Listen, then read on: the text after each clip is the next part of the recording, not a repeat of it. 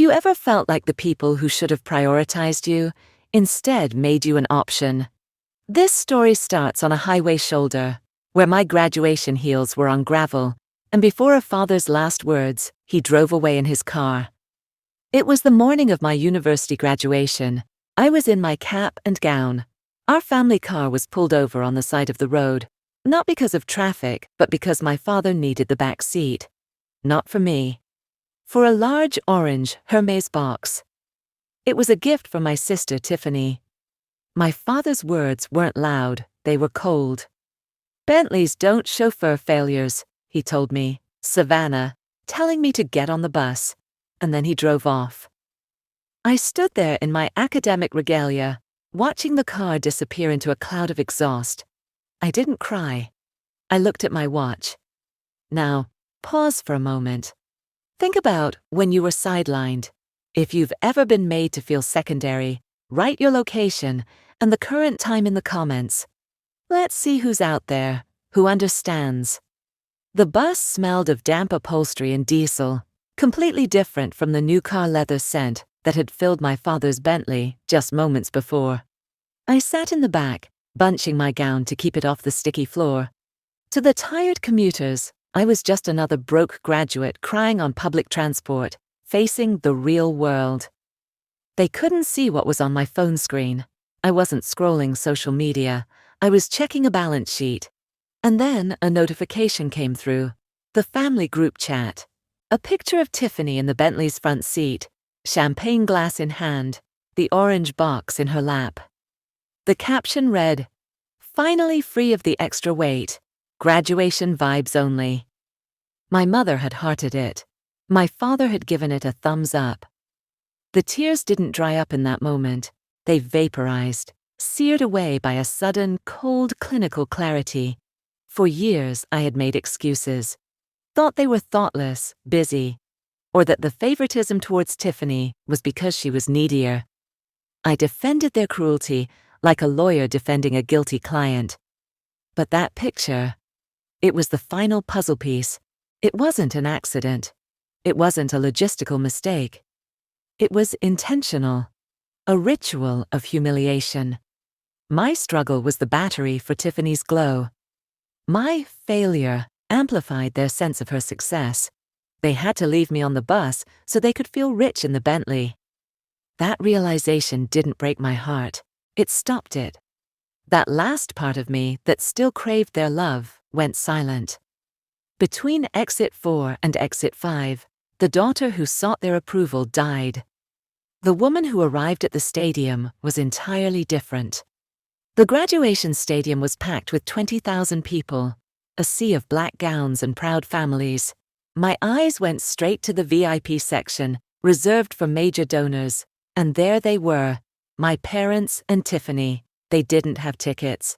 They had pushed and dragged a student usher aside, claiming my father was a prospective donor, all just so Tiffany could have the best lighting for her live stream.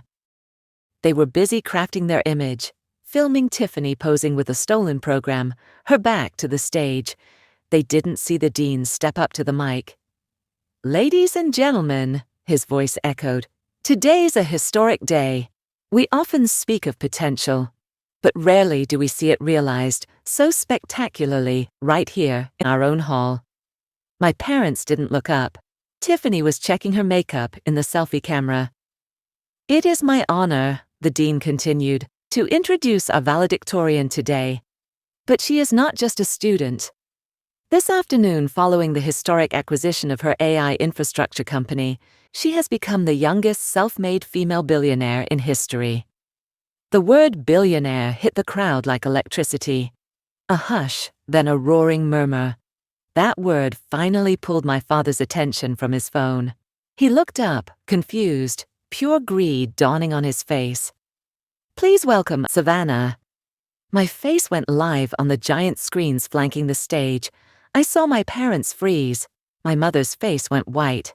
Tiffany's phone slipped from her hand. For 5 full seconds, they just stared, processing the impossible. The daughter left on the roadside was not a failure. She was the most valuable thing in the entire zip code. Then the switch flipped.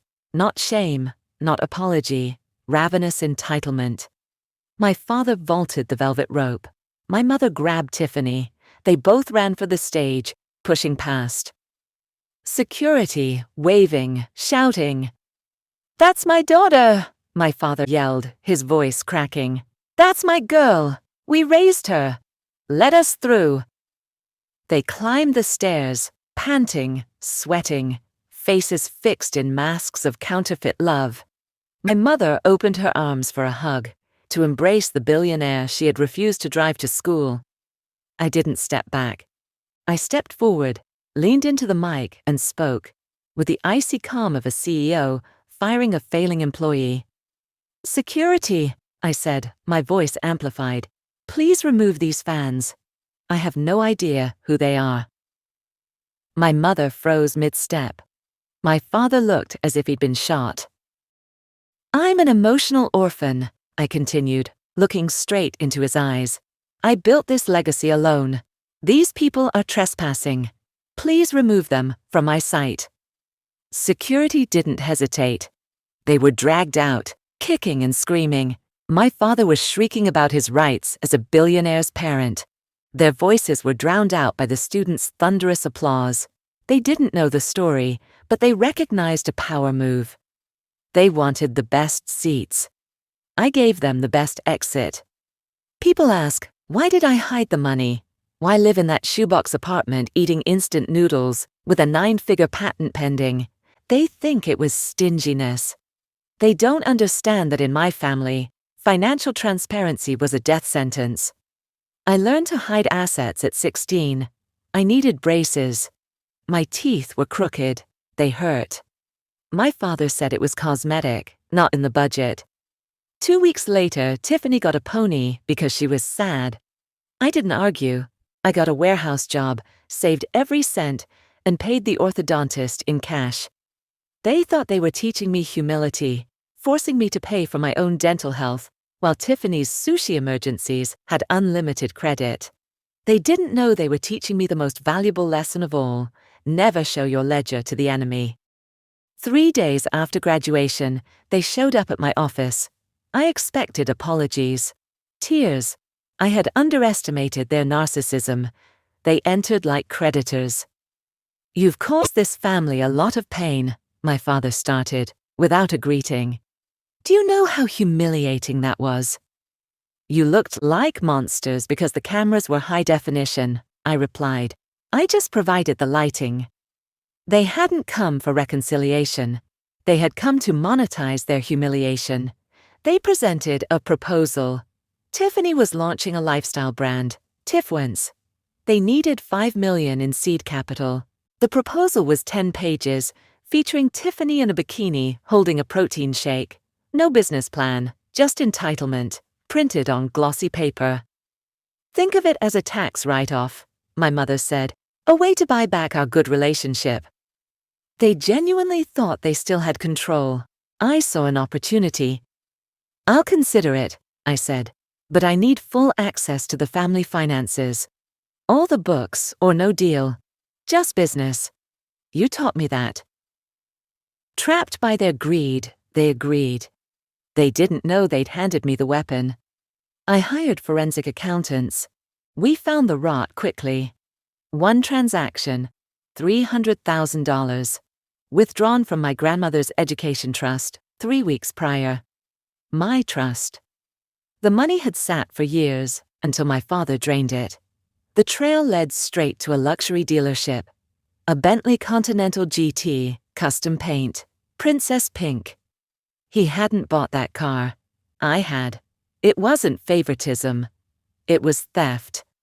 I bought the loan, took control of the lien, and called the repossession team. When the tow truck arrived at their penthouse garage, Tiffany was doing a live stream by the car, talking about manifestation. My father tried to block the truck until I stepped out with the police. "Fraud," he protested. "You used my trust fund," I said. "Legally, that's my car." The officers pulled them aside.